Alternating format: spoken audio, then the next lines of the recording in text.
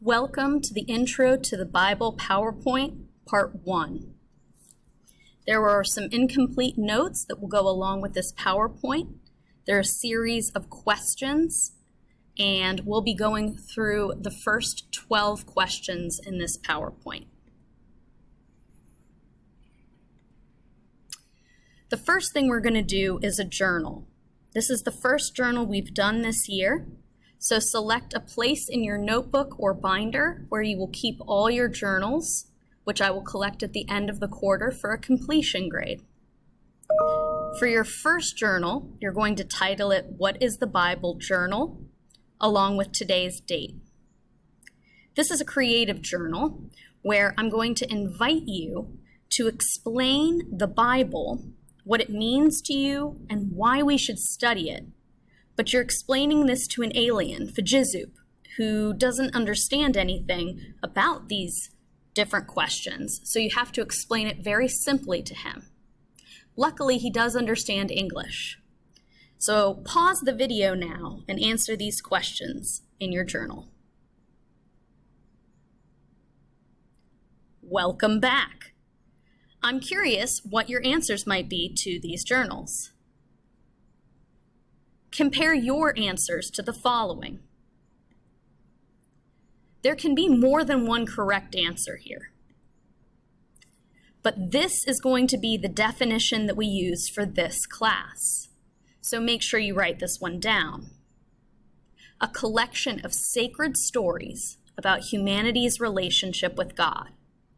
This is what I like to call an umbrella definition, because hopefully whatever definition you wrote down would fit under the umbrella of this definition. You do not need to write down what's in black writing here, but this is a connection to our previous unit. It says people come to know the Lord in the midst of historical experience by reflecting on the activity of God there, by entering a relationship with God and God's people, and by their lived response or action to that relationship. This pattern of experience, reflection, and action is a type of learning that is very strongly supported in Jesuit education. Why study the Bible? There are lots of reasons.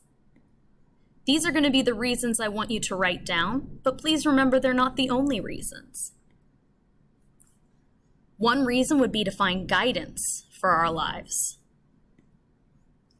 Another could be to form a relationship with God, to learn about Jesus, because the entire Bible is important to the faith, or because the book is often referenced in the world, so knowledge of it is helpful. Please notice here that whether you are Jewish, represented by a J, Christian, represented by a C, or even atheist or agnostic, represented by an A, there is at least one reason on this screen for you to study the Bible. Now you might ask yourself why we are studying both the Hebrew Scriptures, or Old Testament, and the Christian Scriptures, or New Testament. The reason we study the Hebrew Scriptures is because it helps us understand Jesus. And the reason is because these are the sacred texts he grew up reading and following. So in order to understand Jesus and the Christian Scriptures, we have to understand the Hebrew Scriptures that formed Jesus. And of course, the Christian Scriptures help us understand Jesus because they share his teachings and his actions. So this is the reason why we'll be looking at the Bible in its entirety. So let's start with the structure of the Bible. I want you to note that there are synonyms here. The Old Testament can be called the Hebrew Scriptures, and the New Testament can be called the Christian Scriptures. And we try to tend towards those words because old and new can have both positive and negative connotations, whereas Hebrew and Christian, just positive connotations to the words. All of these are made up of books, but there are different types of books or different genres involved. If you look at the Hebrew Scriptures, You see it's broken down into the Torah, or Pentateuch, historical books, wisdom, and prophets, for a total of 46 books. And the Christian scriptures are broken down into Gospels, Acts of the Apostles, epistles or letters, and Revelation, for a total of 27 books. So if you feel like we spend more of the year in the Old Testament, that's because it is far larger than the New Testament. All right, we have a little terminology here. Pentateuch is a Greek word that means 5 scrolls, and Torah is a Hebrew word that means law or instruction.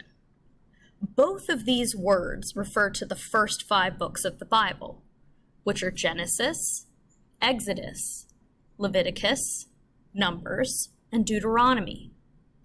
And I can't help but notice that this single slide alone really sets up a great compare and contrast.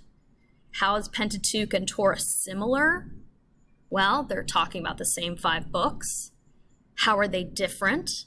Well, they're from different languages, and their literal meaning is different. And finally, what is the Bible about? So if we look at the Hebrew scriptures and we're trying to find an umbrella definition, it's the story of the Israelite people's covenant relationship of love with Yahweh God. If we break that down, we see we're reading about a specific group of people, the Israelites, a specific God, one named Yahweh, and their relationship. But this relationship is one of love, and it's one where they're united through this special word called covenant, which we'll learn more about later. The Christian scripture's umbrella definition is the story of the life, death, resurrection, and ministry of Jesus Christ and his followers. Again, umbrella definition should cover everything in those sections. So we see that Jesus Christ really is the center of the Christian scriptures, and everything we read should have to do with some element of Jesus or some element of his followers carrying on the stories of Jesus. And then you'll notice we're coming back to where we started. As a whole, the Bible is sacred stories of humanity's relationship with God. So notice everyone's included in this relationship with God. And these stories are not just like any book you would read, but they're considered sacred or holy. This is where this video stops. There's a second Intro to the Bible PowerPoint video that will pick up the second half of this PowerPoint with the next question. Thank you for your time.